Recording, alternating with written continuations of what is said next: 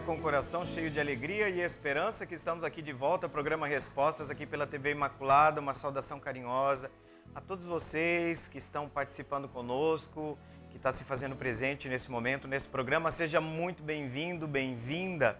Com muita alegria esse programa que é feito para você. Todos nós estamos sempre procurando a bússola que conduz nossa vida, que conduz nossas opções, nossas decisões. O programa Resposta parte do princípio que a bússola que orienta a nossa vida é a fé. E é nesta fé que nós vamos procurar nossas respostas, encontrar nessas respostas. Diz Cristo, eu sou o caminho, a verdade e a vida. Então, nesse sentido, nós queremos fazer desse programa Resposta um auxílio, uma companhia no seu caminho, na estrada que você faz para buscar realizar no seu caminho, na sua vida, a vontade de Deus. E como vocês sabem, no primeiro bloco do nosso programa, nós trabalhamos uma reflexão a partir de um texto onde nós temos a possibilidade de entrar em contato com algo que a igreja oficialmente pensa. Então, quando nós estamos falando do texto de um concílio acolhido, celebrado pela igreja, nós estamos falando de um texto oficial. Por isso que aqui no programa a gente apresenta para vocês exatamente a leitura, vocês mesmos fazem esta leitura deste texto do Concílio Vaticano II. O Concílio Vaticano II foi o último concílio da igreja, é o momento de uma reunião onde todos os bispos do mundo inteiro se reuniram para tratar as grandes questões que angustiam os cristãos nestes novos tempos. Por isso que todo o concílio faz uma atualização da tradição de todos aqueles elementos que são constitutivos da nossa fé, mas ao mesmo tempo este concílio tem um contexto. E o contexto é a igreja que estava para adentrar no novo milênio, celebrado no ano 2000. Por isso que toda a tarefa que o Papa João XXIII entregou à igreja quando convocou o Concílio Vaticano II foi exatamente essa, de trazer presente o tesouro da fé para os homens e mulheres de hoje. Então, com muita alegria, com muita esperança, nós queremos continuar nessa estrada. E agora vamos lá para o texto, a leitura do texto. Sobre o que vai falar o texto de hoje? Não sei se você participou do programa do sábado passado, mas é um texto que está falando dentro do grande tema da dignidade humana. E onde é que nós, cristãos, fundamentamos o tema da dignidade humana? Não somente na questão dos direitos universais dos seres humanos, mas também na palavra de Deus, na nossa fé. Porque quando nós dizemos que o ser humano, qualquer ser humano, independente da conta no banco dele, independente do carro que ele tem, independente da roupa que ele usa, ele é imagem e semelhança de Deus, isso significa que o fundamento da dignidade humana para nós cristãos não está somente na história, mas está também na revelação de Deus. Então, por causa da nossa busca, a defesa que nós fazemos da dignidade humana se pauta na Sagrada Escritura e na tradição da nossa fé. E, sobretudo, porque Deus mesmo se fez homem. Então, nós vamos continuar falando exatamente de Cristo, que é o homem novo. Esse é o título da segunda parte da reflexão que nós estamos fazendo. É continuação, podemos assim dizer, do programa anterior. Então vamos colocar agora à disposição de vocês esse texto e a gente já volta para a reflexão. A dignidade da pessoa humana. Cristo, o homem novo, parte 2. O cristão tornado conforme a imagem do Filho, que é primogênito entre a multidão dos irmãos, recebe as primícias do Espírito, que o tornam capaz de cumprir a lei nova do amor. Por meio deste Espírito, penhor da herança, o homem todo é renovado interiormente, até a redenção do corpo. Se o Espírito daquele que ressuscitou Jesus de entre os mortos habita em vós, aquele que ressuscitou Jesus de entre os mortos dará também a vida aos vossos corpos mortais, pelo seu Espírito que em vós habita.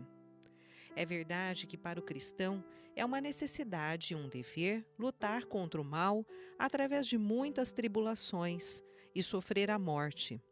Mas, associado ao mistério pascal e configurado à morte de Cristo, vai ao encontro da ressurreição, fortalecido pela esperança. Com efeito, já que por todos morreu Cristo, e a vocação última de todos os homens é realmente uma só, a saber, a divina, devemos manter que o Espírito Santo a todos dá a possibilidade de se associarem a este mistério pascal por um modo só de Deus conhecido. Tal é e tão grande o mistério do homem, que a revelação cristã manifesta aos que creem, e assim, por Cristo e em Cristo, esclarece-se o enigma da dor e da morte, o qual, fora do seu evangelho, nos esmaga. Cristo ressuscitou, destruindo a morte com a própria morte, e deu-nos a vida, para que, tornados filhos no Filho, exclamemos no Espírito: Abba, Pai. Gaudium et Spes.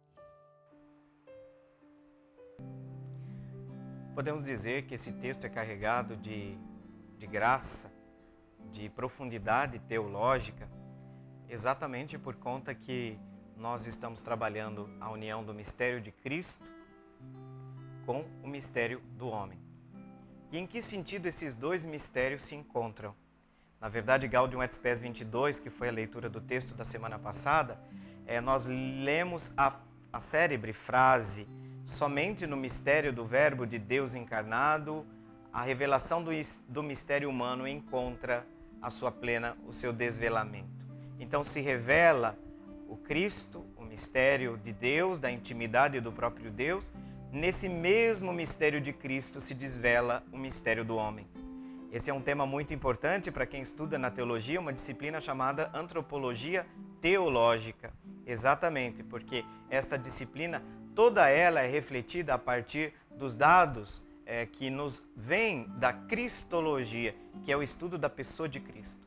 É maravilhoso perceber que o texto de hoje fala que todos nós vivemos as tribulações e o ser humano tem que ir de encontro à morte num determinado momento da sua vida. Mas exatamente porque Cristo veio a este mundo para levar o homem à sua altíssima vocação. E qual é a altíssima vocação do ser humano? Não é ficar subjugado ao poder da morte, soterrado sobre uma pedra fria, mas é exatamente que o plano de Deus era nos tornar filhos de Deus no Filho Jesus.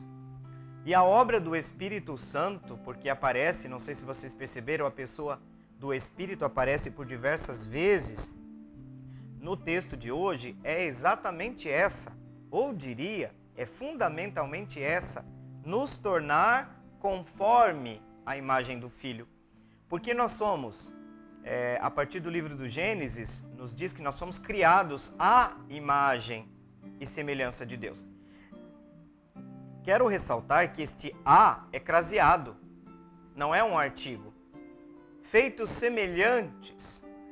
Nesse sentido, quando nós falamos do ser humano, nós usamos a crase, mas atenção, porque na verdade a imagem de Deus mesmo é o Filho, é Jesus Cristo. Mas Cristo é artigo, Ele é a imagem.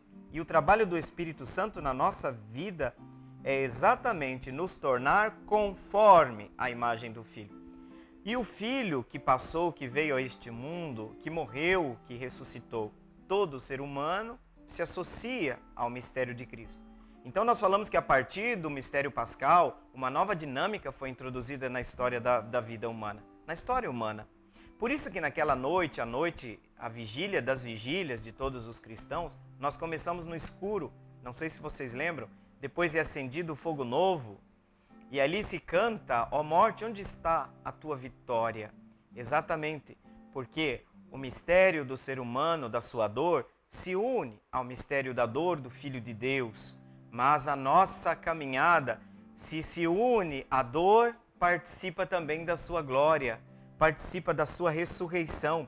E o homem inteiro, a partir da dinâmica da ação do Espírito em nós, esse Espírito que vai agindo interiormente, mas atenção, ele tem um ápice, ele tem uma meta, essa ação do Espírito em nossa vida, até a redenção do corpo. Porque os cristãos têm que dar conta de um corpo. Nós não somos uma espécie de espiritualismo. A meta final de nós cristãos não é nos tornar um espírito puro.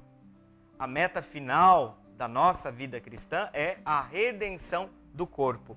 Então todos nós estamos, participando do mistério de Cristo na sua morte, configurados com Ele nesse sofrimento, mas também por Ele redimidos.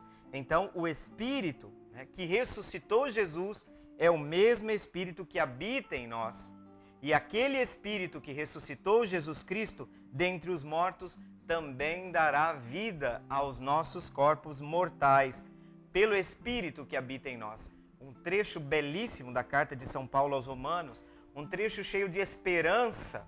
Por isso que os cristãos olham para a morte, não obstante a dor que esse mistério nos causa, também olhamos para a morte com esperança. Dor e esperança. E a nossa esperança se fundamenta naquele que por nós morreu, naquele que por nós ressuscitou. E se este mesmo Espírito que ressuscitou Jesus dentre os mortos levará à plenitude a sua obra, na medida em que também nos ressuscitará. Então os cristãos aguardam a redenção do corpo. Então nós estamos continuamente lutando contra o mal. Nós estamos continuamente enfrentando tribulações, fazendo a nossa experiência da dor, mas lembremos que também na dor nós estamos associados ao mistério de Cristo. E esse mistério pascal, infelizmente, que poucas vezes aparece, infelizmente, nas nossas pregações e nos nossos retiros, por muitas vezes numa visão antropológica bastante pessimista, onde nós damos demasiada atenção por vezes ao mal, ao diabo, ao pecado, e quando na verdade a grande sacada, se nós podemos dizer assim, do cristianismo, a mensagem central é que Deus nos salvou em Cristo. Esta é a grande novidade, por isso que o Evangelho é uma boa nova, é uma boa notícia. Qual é a boa notícia? A humanidade que jazia nas trevas viu uma grande luz. Estamos quase nos aproximando já da celebração do Advento, de todo esse movimento do tempo que é consagrado a Deus através do ano litúrgico, que já devia dar para nós uma condição de uma espiritualidade cristã muito profunda. A gente vai se preparar exatamente para celebrar a primeira vinda de Cristo. Mas este mesmo Cristo que continua vindo, estarei convosco todos os dias, até o fim dos tempos. Esse Cristo que virá, a dimensão escatológica. A gente fala assim, escatologia, para vocês saberem, é uma disciplina também do curso de teologia. Escaton, escatos, é tirado do grego, que está dizendo lá no livro do Eclesiastes, e prepara-te para o teu fim, as últimas coisas, aquilo que vai acontecer no fim. E aquilo que acontece no fim, nós chamamos na teologia de realidades escatológicas. Então, caminhamos para a plenitude. E quando a gente olha para o mal, para aquilo que está acontecendo entre nós, o cristão nunca deve cair no desespero. Porque embora nos falte por vezes o entendimento, até porque nós não temos a última página do livro, nós não temos o último capítulo do livro, então nós somos continuamente desafiados na fé a quê? A ir apostando em Deus, a ir apostando na sua promessa, a ir acreditando, e por isso que Paulo diz que nós não caminhamos na visão, nós caminhamos na fé. O caminhar do cristão é feito na fé. Então a nossa esperança se pauta neste fundamento que é o Cristo ressuscitado. Se com Ele nós padeceremos e nós vivemos as tribulações desse mundo, nele nós também venceremos. Toda a dinâmica, por exemplo, da teologia do nosso batismo, com Cristo mortos, com Cristo ressuscitado, é esta dinâmica que, introduzida na história, leva a humanidade para o eschaton de Deus, para seu fim. E esse fim, aquilo que nos aguarda no fim, é o encontro, é a plenitude. É aquilo que a palavra de Deus diz que o homem pode imaginar tudo o que ele imaginou de maior, não é capaz de exprimir aquilo que Deus prepara para os seus filhos. Então nós vivemos dessa esperança que por sua vez se alimenta na fé, se fundamenta na fé. Por isso que os cristãos aguardam ansiosamente e desde o início fazem a famosa oração que já estava registrada inclusive em alguns lugares já no início do cristianismo, Maranatá, que significa vem, Senhor Jesus. A humanidade, a criação, tudo está aguardando a plena manifestação dos filhos de Deus, para usar uma linguagem de Paulo, exatamente porque esta dinâmica pascal, ela já está introduzida no seio da história. Ela já está agindo na nossa vida, mas está ainda na dimensão parcial da nossa condição peregrina, que aguarda a plenitude no fim dos tempos. Caminhamos para este dia luminoso em que o Senhor derrotará para sempre o mal e com ele reinaremos vivos, plenos em Deus. Muito bem, nós chegamos ao final desse primeiro bloco, passou rapidinho, mas um tema tão bom, tão gostoso de trabalhar, da gente refletir, porque estamos falando da realidade que dá dinâmica da nossa vida e que fundamenta a nossa esperança num porvir em Deus. Muito bem, vamos para o nosso intervalo e a gente já volta e ali nós vamos começar já a partir do segundo bloco as respostas às perguntas que vocês nos enviam. Até daqui a pouco.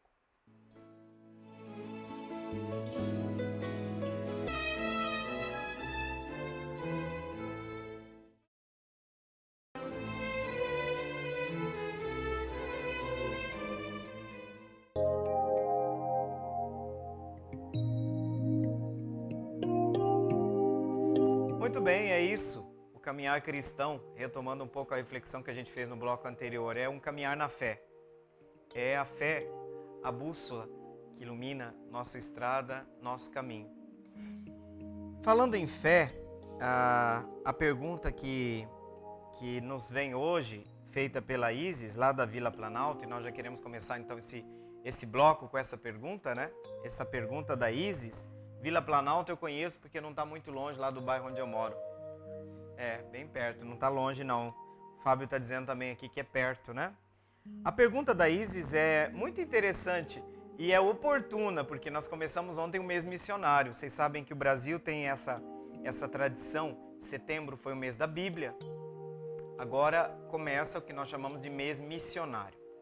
Mas é importante perguntas como essa, Isis, porque tem gente que quando pensa em missão, pensa na irmã religiosa, mais popularmente conhecida como freira, né?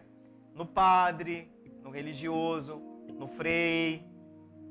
Mas e missão? Tem a ver com todo cristão? Eu não quero enganar você não, mas você não está fora dessa não. Missão tem a ver com todo cristão.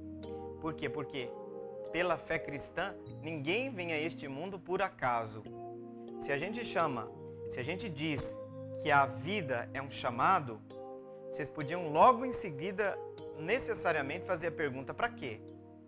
Para que eu fui chamado? Para que eu vim a este mundo? Eu brinco com os adolescentes quando dizem, eu não pedi para nascer. De fato, nós não viemos à vida porque pedimos. Não é a resposta a um pedido nosso, até porque antes nós não existíamos. Mas é exatamente um chamado de Deus à existência. Esse para quê do nosso existir inclui na nossa fé esta questão do tema do ser missionário. Quem é o missionário? É quem tem uma missão. Quem tem uma missão? Todos, gente. Ninguém vem nesse mundo para passear. Se bem que passear às vezes faz bem, né? Eu mesmo não vejo a hora de dar uma volta, de dar uma passeada. Mas nós não viemos a este mundo só para passear. Então, toda pessoa que tem um para que existir, tem uma missão. Você não tem um para que existir? Uma das primeiras coisas que acontece com quem perde o sentido da vida é perder a dimensão missionária. Perder a dimensão da missão, ou seja, eu não estou nesse mundo, minha finalidade é igual a zero. Não tenho nada a fazer, não tenho mais nada a construir. Eu digo até para aquelas pessoas que estão acamadas, sobretudo pessoa que era muito ativa antes de, nossos avós, nós conhecemos, eram homens e mulheres muito ativos, trabalhadores. E eu falo sempre para as avós, sobretudo as avós que estão nos leitos dos hospitais, a senhora continua a sua missão, a senhora continua seu apostolado, a sua oração. Se tem uma oração que comove o coração de Deus, eu falo assim, são 3 pessoas que quando oram, Deus faz assim, ó, chega mais perto. Criança, mãe e enfermo. Esses 3 tipos de pessoas, quando pedem a Deus, não tem como Deus não ouvir. Então, toda pessoa, por enfermo eu estou pensando também na pessoa pobre, na pessoa que não que tá desanimada, que não tem mais esperança. Tudo isso amolece o coração de Deus. Por isso que a palavra diz que Deus não escuta a oração do arrogante. Tem oração que Deus não escuta. Não, mas para por aqui, porque senão isso aí é o capítulo para uma outra pergunta, para uma outra história. Mas é verdade, tem oração que Deus não escuta. A palavra de Deus diz que a oração do arrogante, Deus não escuta. Então eu falo para aquela senhora que está lá acamada, voltando ao nosso tema, eu falo, a senhora tem um grande apostolado para fazer. Quando fala o apostolado da oração, que normalmente são pessoas um pouco mais de uma certa idade, que nós conhecemos nas nossas comunidades, não deveriam jamais ser menosprezadas a importância destas pessoas para a comunidade de fé. Por quê? Porque nossa comunidade de fé, a importância das pessoas não se baseia no fazer, se baseia no ser, na nossa relação com Deus, na nossa força. Então você pode estar entrevado numa cama, eu digo, suas férias ainda não começaram. Enquanto a gente não deixar esse mundo, nossa missão.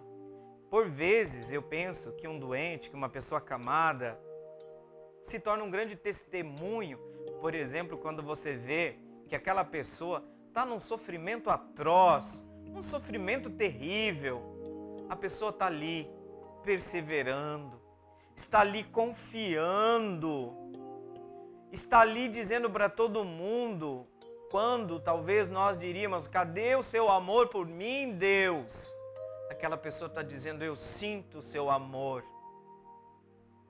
Então, quando eu falava antes no bloco anterior que também nós não nos separamos de Cristo quando estamos na dor, porque nós nos unimos ao mistério da sua cruz. Então todo doente é o Cristo crucificado. Toda vez que eu vou no hospital, quando eu olho o rostinho daquelas pessoas que estão ali, algumas delas nas últimas, como foi uma unção dos enfermos que eu dei semana passada, a pessoa partiu logo em seguida, eu vejo o rosto de Cristo crucificado. Todas essas pessoas que estão nessa situação de extrema dor. Isso para ver que a nossa missão não é atrelada ao fazer. Mas de qualquer forma, Isis, a pergunta sobre o porquê estamos neste mundo nos fala que todo ser humano tem uma missão nesse mundo. Você pode perguntar, e a sua? Aliás, uma outra pergunta que vocês vão fazer agora, não vai fazer a pergunta da Isis, mas vocês já perceberam que o tema da pergunta da Isis é missão. Ela pergunta, a vocação missionária é uma riqueza da igreja? Perfeito. O que o Senhor pode dizer a quem se sente chamado à missão? Chamado à missão todos somos. Claro que a pergunta da Isis está querendo dizer, por exemplo, lá na nossa paróquia, no Santuário Nossa Senhora da Abadia, tem uma médica que eu tenho uma grande admiração por ela. Ela trabalha na equipe que ajuda os menos favorecidos, que é o Grupo do Amor Fraterno, lá no Santuário. E quando teve a Missão Abadia, não sei se vocês ouviram falar, que os seminaristas, uma iniciativa aqui da Arquidiocese de Campo Grande, por sinal uma iniciativa que saiu até no site da Santa Sé, que foram todos para a Amazônia com os seminaristas, um grupo de leigos. Gente, se vocês ouvirem a Bianca falando, fala a doutora Bianca porque ela é médica, né? Você fica encantado, ela fala que ela não vê a hora de novo dela ir para a missão, dormiram em rede. Vocês imaginam a situação, porque eles adentraram, não só na matriz da paróquia, mas também nas comunidades ribeirinhas. Gente que mora em Palafita, que fala, né? Gente que mora, por exemplo, suspenso por causa do nível da água do rio e coisas desse gênero. Então ela fala que ela viu uma pureza, que ela viu a experiência. Eu não vou conseguir transmitir isso para vocês, mas seria interessante ver. Muitas pessoas sentem o chamado missionário, que por vezes se manifesta, gente, por uma insatisfação diante de todas as coisas. Por exemplo, eu vejo a Bianca falando assim, eu precisava, padre, de alguma coisa que desse sentido à minha vida. Eu precisava passar por uma experiência dessa. E eu queria contar para vocês que no final eu não sei contar em detalhes, mas ela sofreu um pequeno acidente. E parte da missão ela fez com uma bota, né? Acho que foi o pé, não sei o que machucou. Mas pensa nessa criatura de Deus, nessa filha de Deus, contando dessa experiência missionária. Então existe a missão que é compreendida como aquela pessoa que sente o chamado para sair de um determinado local e olhando a indigência, a necessidade de um outro local, sente impelida a fazer missão fora do seu território. Isso é um missionário em sentido estrito, tá? Agora, em sentido amplo, toda pessoa, como eu dizia para vocês, todo aquele comentário que eu fiz antes, inclusive de fazer a pergunta, é para dizer que a dimensão missionária é de todo cristão. Sabe aquele canto que falava do nosso batismo? No dia do meu batismo eu recebi uma missão. Exatamente. Isso é uma grande verdade. Todos nós temos que nos perguntar que, no fundo, por trás daquilo que nós estamos fazendo no trabalho, na fazenda, na empresa, no sítio, na universidade, na família, tudo aquilo que nós estamos fazendo corresponde ou não, nós tínhamos que perguntar, aquilo que Deus espera de mim.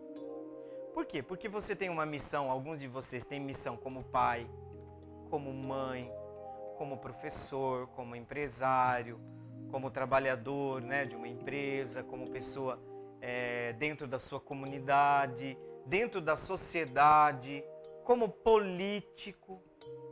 A política também é uma missão. Difícil, desafiadora, mas é importante.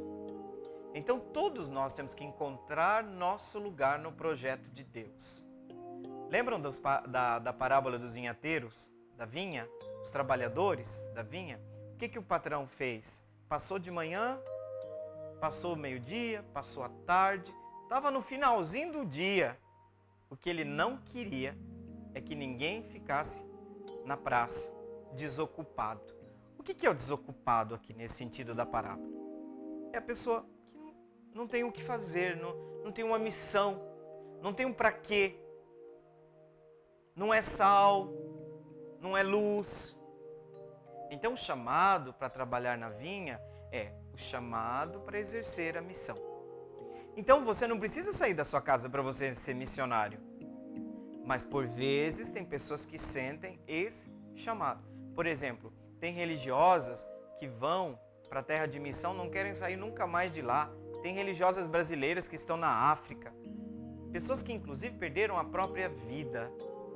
Morreram como viveram, doando-se, entregando-se, gastando-se pelos outros. E isso que é bonito do missionário. Uma pessoa egoísta não consegue ser missionária. Porque o missionário necessariamente tem que sair de si. Ele não é o ponto central de referência, mas é o sair de si. Então toda missão exige sair de si. Sair de si como pai, sair de si como esposo, sair de si como padre, sair de si como irmã, como ministro extraordinário, como catequista. Né? Isso que é o bonito da vida cristã. Essa missão dá sabor ao nosso existir. E aí ninguém precisa se sentir fora dessa missão Isis. Então, essa vocação missionária é própria do batizado. Quando você batiza, a dimensão missionária é constitutiva do ser cristão. Por exemplo, quando na crisma, às vezes o bispo tem o costume de dar um tapinha, tipo, desperta, acorda.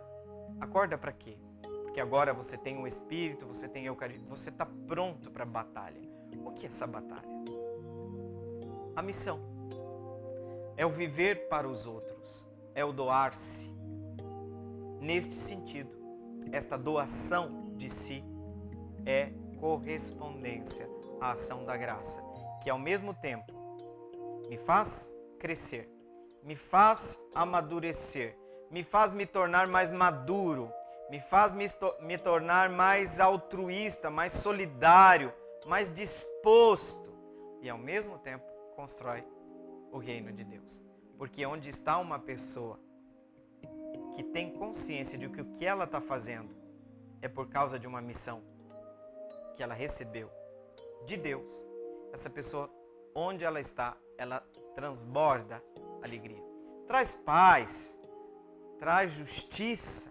Por exemplo, um missionário político, onde ele está, ele tenta restabelecer a justiça, ele luta contra a corrupção, ele luta contra a mentira,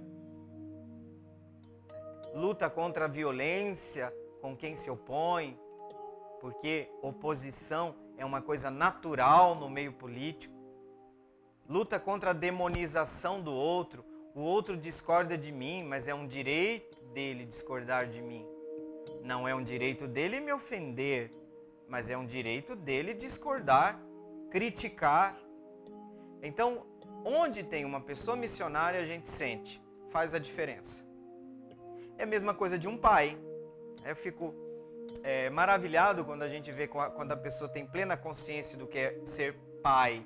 Por quê? Porque, eu estou dando um exemplo, tá? Porque tem muito homem que não consegue ser pai. Ele gerou um filho, mas isso é fácil, né? Vocês sabem como é muito fácil fazer isso, né? Então, não precisa dizer nada. Mas ser pai não é isso que dá. A hora que você olha o rostinho da criança pela primeira vez, pode ser que você ainda não seja pai. Porque pai é uma missão, é algo a mais, é uma vocação. Ser pai é uma vocação, né? É ser como fala, um gerador, um procriador, até touro é. Boi é também, né? Não precisa ser mais claro? Não. Ser pai é uma vocação. Ser mãe, nem toda mulher tem vocação para ser mãe. Quando a gente fala assim, né? É uma maneira desrespeitosa de dizer, aquela ali parece uma parideira, né? No sentido de não tem amor, não tem aquela coisa, sabe? Que a pessoa se sente mãe. Eu diria até que algumas mães se descobrem mãe no processo, né? Então, a gente precisa tomar muito cuidado e perceber o quanto que tudo que nós fazemos a partir da fé faz sentido. Santa Teresinha, né? Ontem que celebramos Santa Teresinha, esses dias a gente estava lembrando muito de Santa Teresinha porque ela fala fazer tudo, mesmo as coisas mais consideradas mais insignificantes, como lavar uma louça com amor. Isso faz toda a diferença. Então, o missionário é aquela pessoa que tem consciência que até mesmo lavar uma louça é o cumprimento de uma missão, da realização de si mesmo e também do bem dos outros. Que coisa bonita. Então, todos nós somos missionários e a vocação missionária, de fato, Isis, é uma grande riqueza para a vida da igreja, como você colocou na sua pergunta. Isis, muito obrigado pela sua pergunta e nós vamos agora para o intervalo para dar uma pausa e em seguida a gente volta. Até daqui a pouco.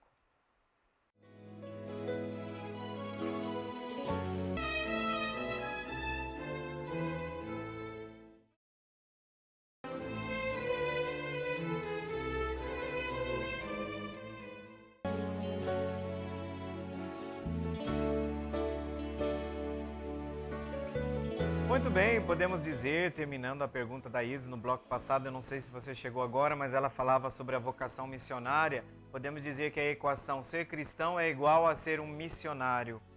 Praticamente é isso. Todos nós viemos a esse mundo, temos um porquê estar nesse mundo. E uma questão que de vez em quando deve nos inquietar é: estou cumprindo a missão que Deus me entregou, que essa vida me entregou? Então esse é o caminho para nós. Ninguém veio aqui só para dar uma passeada, não. Tá certo? Vamos agora passar para a pergunta do Walter, lá do bairro Universitário. Mais uma vez, nós não vamos precisar dos préstimos de localização geográfica do nosso GPS humano, que é o Fábio. Dessa vez não vamos precisar também. O bairro Universitário fica muito fácil, né? Normalmente um bairro universitário está perto do quê? Está perto de uma universidade. Fábio tá rindo aqui, mas é verdade. É por causa disso que eu sei onde fica o bairro Universitário, tá certo, gente? Saudação para todos vocês aí do bairro Universitário. O Walter pergunta: por que não podemos dizer amém no final do Pai Nosso durante a missa? Walter, primeira coisa que eu falo quando vem uma pergunta, é uma pergunta restrita ao ambiente litúrgico, norma litúrgica, tá? Uma coisa que eu falo como consideração inicial, Walter, que nós temos em nosso meio, por vezes, uma preocupação válida em relação ao próprio modo de celebrarmos a Eucaristia, as nossas ações litúrgicas. Por quê? Porque nenhum de nós celebra como indivíduo somente, mas como igreja. Isso vale também para o padre. Então as normas litúrgicas, elas são importantíssimas, né? Agora, como toda norma tem um perigo, mas o perigo não está na norma, o perigo está em nós. É o pessoal do teologia do pode, teologia não pode. Isso pode, padre, isso não pode, padre. Ai, que vontade de sair correndo. Então, isso eu falo que tem muita gente na igreja que tem falta do que fazer, está sobrando tempo, né? Está sobrando muito tempo. Por quê? Porque a norma existe para servir, mas esse rubricismo, que traduzindo significa legalismo litúrgico, a gente tem que evitar. O legalismo litúrgico é aquilo. O rito é uma mediação, não é um fim em si mesmo. Então tem pessoas mais preocupadas com o rito do que celebrar bem. É o que eu digo às vezes nas nossas comunidades. Nós tornamos nossos coroinhas, nossos acólitos, meio robôs. E é interessante, eles enquanto estão servindo, eles não participam da Eucaristia. Parece que o objetivo ali é cumprir aquela ação. Não! Se você não está dentro da Eucaristia para participar da Eucaristia, que sentido faz você fazer um serviço? A palavra de Deus, você não vai ouvir porque você está servindo. Então, aqui vai dar confusão, vai dar pano para manga, depois a gente vai se chatear, se bem que depois a gente se perdoa também, porque a gente se ama, né? Mas eu digo que hoje existe o perigo do legalismo, nesse sentido do rigorismo. E está cheio entre os jovens e adolescentes, infelizmente, capitaneados por alguns padres, né, que não sabem falar outra coisa na vida. Não se vê falar de jovem que quer ir para a periferia, que quer trabalhar, que quer ver a situação dos pobres, que já tem gente passando fome. Mas de rubrica de missal, nossa senhora, sabem mais do que o Papa. Sabem mais do que o Papa. Não arruma nem a cama do quarto. Então, é isso aí. A preocupação é o centro da vida, né? Oh, meu Deus do céu. Falta de uma... Eu vou falar igual o bispo lá de Rondonópolis. Falta de uma enxada. Quanta falta uma enxada não faz na vida do peão, né? Então tá, gente. A parte esse momento aí, que o padre deu uma viajada, porque me veio diversas situações, aí o sangue sobe. Eu diria, Walter, que tem um sentido não dizer um amém no final do Pai Nosso. Fala assim, o Walter deve ter falado, padre, era só isso que eu queria que o senhor dissesse. Não basta dizer por que não, tá?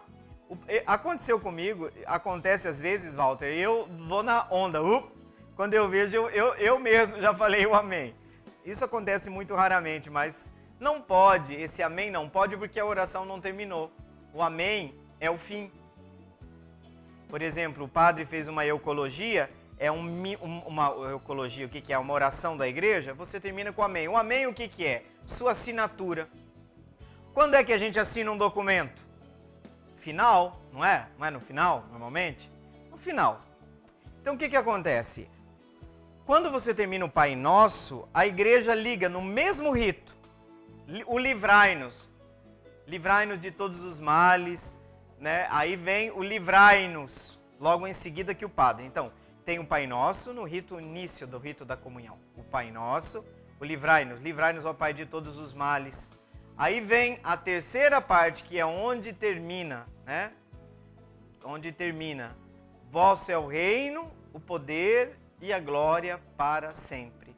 Tanto que nos evangelhos, depois do Pai Nosso vem vosso é o reino, o poder e a glória para sempre. Na verdade, a oração do Pai Nosso só termina com essa aclamação.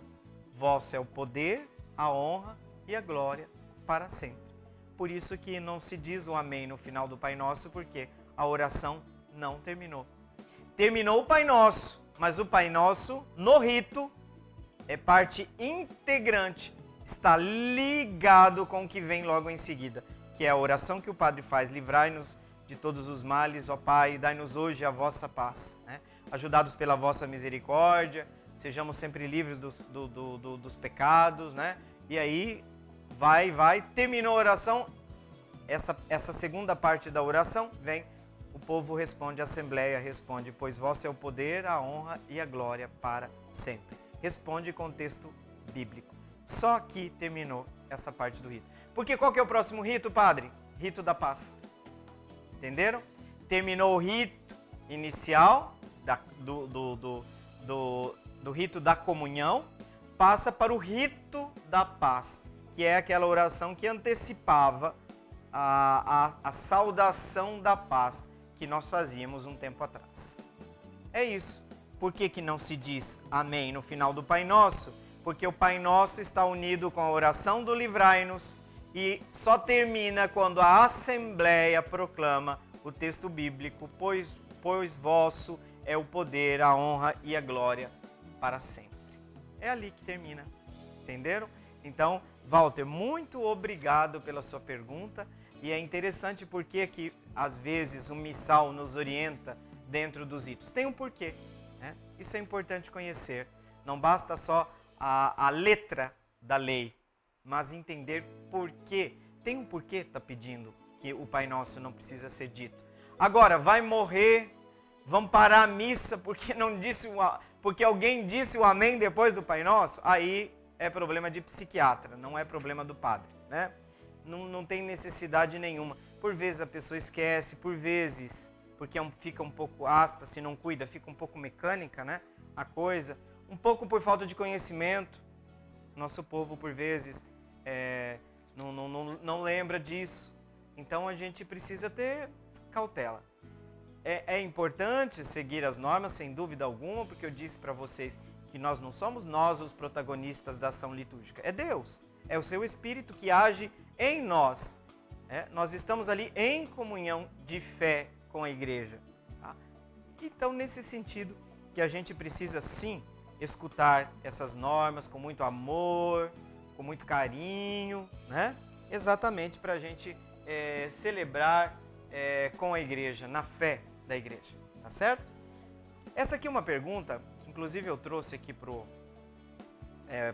programa, para a produção do programa, e eu não lembro a pessoa que me perguntou, então a gente colocou como anônimo aqui, tá? Eu não lembro a pessoa que... Padre, por favor, lá no...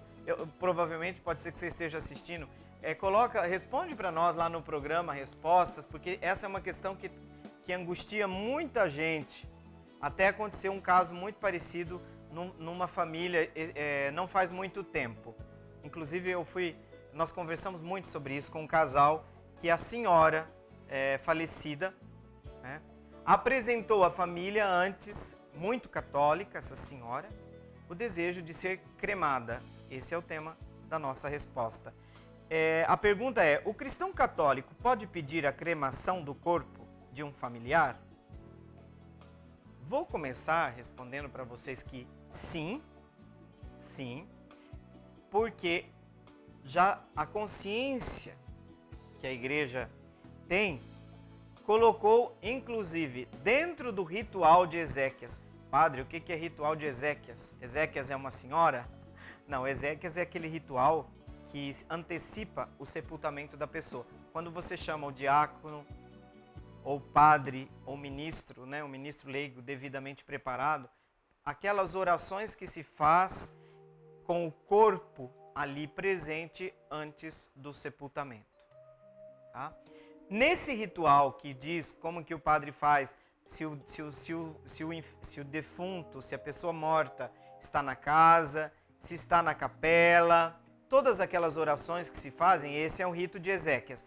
O rito de Ezequias, o último, mais atualizado, colocou como um apêndice dentro do próprio rito orações para o padre fazer, para o diácono fazer quando a pessoa vai ser cremada. Aí tem uma oração que você pode escolher, antes da cremação, depois da cremação. É óbvio que a igreja coloca algumas exigências, tá? O que é importante mesmo? Que não se tenha na motivação para a cremação algo que se contrapõe à fé na ressurreição final. É só isso que a igreja pede. Vou supor, eu quero cremar porque eu acho mais higiênico, porque eu estou preocupado com as questões ambientais. Você pode cremar seu corpo com essas motivações? Absolutamente sim. Agora, se você pede para cremar seu corpo porque no fundo, você não acredita na ressurreição final, você desmerece esse ponto central da nossa fé, aí sim não é permitido. Então, o que faz com que a cremação não seja permitida? Se a motivação dos familiares ou da pessoa que solicita ser cremada inclui algo nocivo, ou seja, em contraposição com a nossa fé na ressurreição. Então, com certeza, o número, eu estava na Europa quando eu morei na Itália por 9 anos, o número de pessoas, de cristãos que já estavam optando pela cremação é muito maior. E de fato no Brasil também tem crescido cada vez mais este desejo de pessoas que querem ser cremadas. Então, absolutamente não tem nenhum problema do ponto de vista da fé, seguindo os princípios que pautam nossa fé na ressurreição dos mortos, não tem impedimento por parte da igreja para que a cremação seja feita. Padre, o senhor falou de algumas exigências da igreja. Tem algumas exigências? Tem. Por exemplo, o que faz com as cinzas? O que se faz com as cinzas? A igreja diz que essas cinzas não podem ser levadas para casa, essas cinzas não podem ser jogadas no mar ou numa área verde. Por quê? Porque a igreja teme que dentro de uma visão sincretista, alguns elementos alheios à nossa fé possam se infiltrar dentro dessa concepção. Por exemplo, a concepção panteísta, de que tudo é Deus, ou uma visão de certas religiões naturalistas, ou coisas do gênero. Então, por uma precaução, e também é preciso que a memória da pessoa que partiu, a igreja tem preocupação com isso, é preciso ter um lugar de referência, ainda que sejam só dos restos mortais de uma pessoa. Por quê? Porque a existência dessa pessoa não pode ser cancelada da nossa memória. Então, a memória dos nossos antepassados é algo positivo, é algo importante. Nós não podemos esquecer a memória dos que foram. E você saber que tem um lugar, né, lá no cemitério já tem lugares preparados para quem opta pela cremação, porque se coloca num recipiente muito menor, é uma urna, né? Eu não sei bem o nome se é urna, de qualquer forma, é um recipiente bem menor, né? E ali os cemitérios já estão preparados num local para colocar, nesse caso, as cinzas com os restos mortais da pessoa que faleceu. Então vejam, a igreja tem essa preocupação porque o culto, né, nesse sentido, a memória dos mortos, é preciso ter um lugar geográfico onde eu lembro daquela pessoa, onde eu recordo, porque daí depois a gente vai levar lá os nossos netos, nós vamos levar os nossos filhos, depois nós vamos levar os nossos netos. Olha, esse aqui era um antepassado nosso. Essa ponte com o passado é sinal de equilíbrio e de respeito por aqueles que nos antecederam, e nós somos o que somos também por causa deles. Então a igreja diz que não concorda, não aceita que as pessoas sejam jogadas, né? As cinzas sejam jogadas em qualquer lugar. É preciso um lugar, um espaço localizado onde a memória da pessoa seja celebrada, onde a gente possa dirigir orações a Deus também por esse ente querido que partiu. Muito obrigado pela participação de vocês.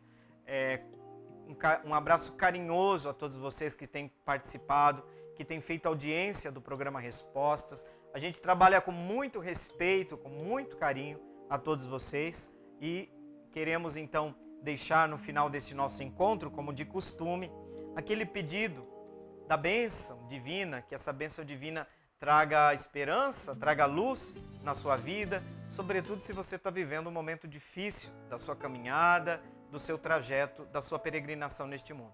E vamos invocar, assim como fazia São Maximiliano Maria Kolbe, a Imaculada, a Virgem Imaculada, como intercessora, que que por intercessão dela, desça então sobre você, sobre sua vida, sobre sua família, sobre seus sonhos e projetos, a bênção de Deus Todo-Poderoso, Pai e Filho e Espírito Santo. Amém. Programa Respostas fica por aqui, deixamos o nosso abraço, a promessa de um reencontro. Fiquem com Deus e até a próxima!